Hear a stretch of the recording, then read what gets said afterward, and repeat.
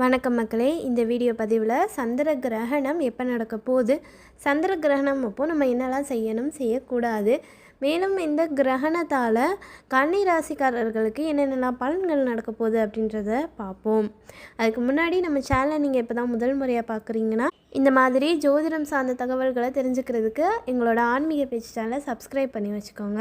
கூடவே பெல் பட்டனை கிளிக் பண்ணிக்கோங்க. அப்போ தான் நாங்கள் போடுற வீடியோஸ் உங்களுக்கு உடனே நோட்டிஃபிகேஷனில் வரும். சரி வாங்க இப்போ வீடியோக்குள்ளே போகலாம். 2025ஆம் ஆண்டு மொத்தமாக 4 கிரகணம் நடக்குது. 2 சூரிய கிரகணம் மற்றும் 2 சந்திர கிரகணம். இந்த மார்ச் மாதம் மட்டுமே 2 கிரகணம் நடக்குது. மார்ச் 14ஆம் தேதி சந்திர கிரகணமும் மார்ச் 29ஆம் தேதி சூரிய கிரகணமும் நடக்குது. சரி, இந்த கிரகணத்தை பற்றி நம்ம சாஸ்திரங்கள் என்னெல்லாம் சொல்லுதுன்றதை தெரிஞ்சுக்குவோம். கிரகண நேரம் ரொம்பவுமே சக்தி வாய்ந்த நேரம். அந்த சக்தி வாய்ந்த நேரத்தில் தான் தெய்வங்கள் தங்களோட சக்திகளை புதுப்பித்து கொள்ளுதுன்னு சொல்லப்படுது.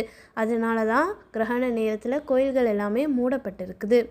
மேலும் இந்த கிரகண நேரத்தப்போ வெளிவரும் கதிர்வீச்சுக்கள் மனிதர்களால் தாங்க முடியாதுன்னு சொல்லப்படுது. அதனால தான் நம்மளோட முன்னோர்கள் இந்த கிரகண நேரத்தில் வெளியில் எங்கேயுமே அலையக்கூடாது, வீட்டிலேயே இருக்கணும்னு சொல்லியிருக்காங்க.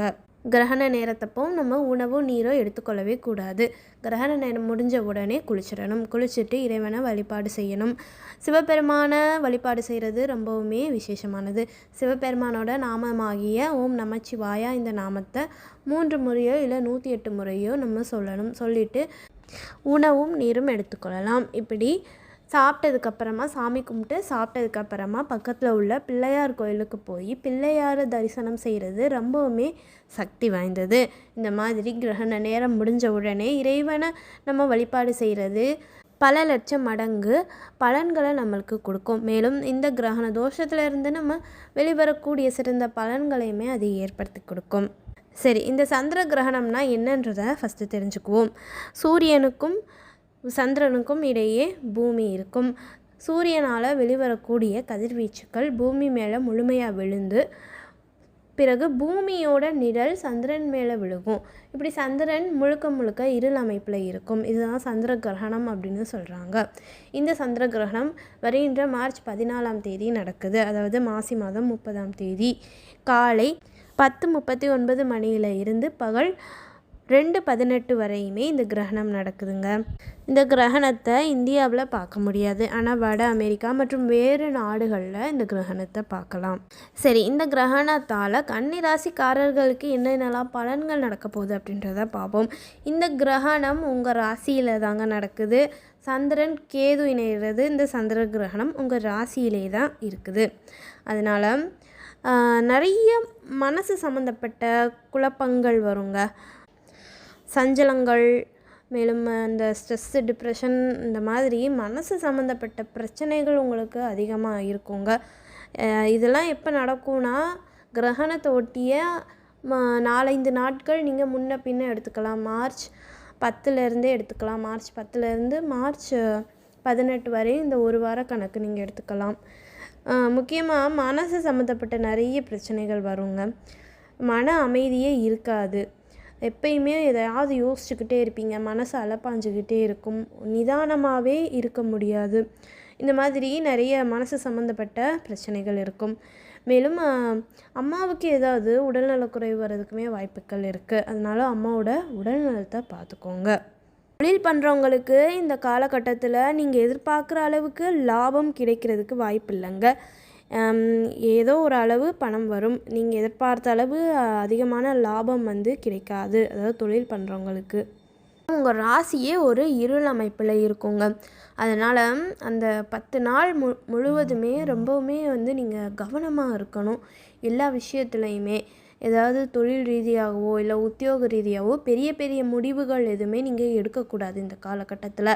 மார்ச் 18க்கு மேலே நீங்கள் எந்த மாதிரி முடிவுகள் வேணாலுமே நீங்கள் எடுத்துக்கலாம். அதுவும் எடுக்க போகும்போது எந்த பெரிய முடிவுகள் நீங்கள் எடுத்தாலுமே எடுக்கிறதுக்கு முன்னாடி உங்களோட சுய ஜாதகத்தை ஃபஸ்ட்டு செக் பண்ணிக்கோங்க. ஒரு நல்ல ஜோதிடர்கிட்ட சுய ஜாதகத்தை செக் பண்ணதுக்கப்புறமா பெரிய முடிவுகள், உத்தியோகம் சார்ந்த முடிவுகளை நீங்கள் எடுக்கலாம். அதுவும் இந்த கிரகண நேரத்தில் நீங்கள் எந்த முடிவுகளுமே எடுக்கக்கூடாது. அது மாதிரி குடும்பம் சம்மந்தப்பட்ட எந்த முடிவுகளும் நீங்கள் எடுக்கவே கூடாது. காலகட்டத்தில் கணவன் மனைவியிடையே ஏதாவது கருத்து வேறுபாடுகள் வருங்க, ரிலேஷன்ஷிப்பில் ஏதாவது பிரச்சனைகள் வரும். அதனால ஹஸ்பண்ட் அண்ட் ஒய்ஃப் வந்து கொஞ்சம் பொறுமையாக விட்டு கொடுத்து போகணுங்க. இந்த காலகட்டத்தில் ஏதாவது தேவையில்லாத மிஸ் அண்டர்ஸ்டாண்டிங் சம்மந்தப்பட்ட பிரச்சனைகள் கண்டிப்பாக வரும். மாதிரி உங்களோட மூத்த சகோதரர்கள், அதாவது உங்களோட அக்கா, அண்ணன், இவங்களுக்கு ஏதாவது பிரச்சனைகள் இல்லை, இவங்களால் உங்களுக்கு பிரச்சனைகள் இல்லை, இவங்களுக்கு ஏதாவது உடல்நலக்குறைவு, இந்த மாதிரி இஷ்யூஸ் வர்றதுக்குமே வாய்ப்புகள் இருக்குது. அதனால் இந்த மாதிரியான விஷயங்களில் நீங்கள் கொஞ்சம் கவனமாக தான் இருக்கணும். மார்ச் மாதம் 15ஆம் தேதி பார்த்திங்கன்னா உங்கள் ராசிக்கு 12ஆம் அதிபதியான சூரியன் 7ல் போய் இருக்காருங்க.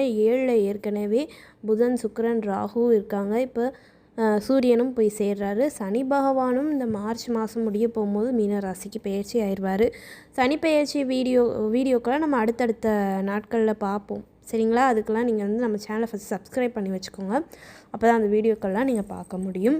ஏன்னா இப்படி சூரிய பகவான் 12ஆம் அதிபதி 7ஆம் இடத்துல போய் இருக்கிறது, மேலும் அங்கே ராகு, சனி, சுக்கிரன், புதன் இது எல்லாமே இருக்கிறது வந்து ஒரு நல்ல விஷயமாக பார்க்கப்படலை. முக்கியமாக எதில் பிரச்சனை வரும்னா இந்த ரிலேஷன்ஷிப்பில். இப்போ என் ஹஸ்பண்ட் அண்ட் ஒய்ஃப்குள்ளே ஏதாவது கண்டிப்பாக பிரச்சனைகள் வரும். சில பேர்த்துக்கு பிரிஞ்சு போகிற கூட சூழல் ஏற்படுங்க. அதனால் நம்ம என்னெல்லாம் பிரச்சனைகள் வரும், என்னெல்லாம் பலன்கள் நடக்கும்ன்றதை நம்ம அடுத்தடுத்த பதிவுகளில் பார்ப்போம்.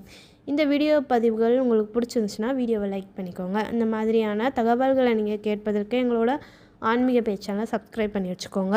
நன்றி.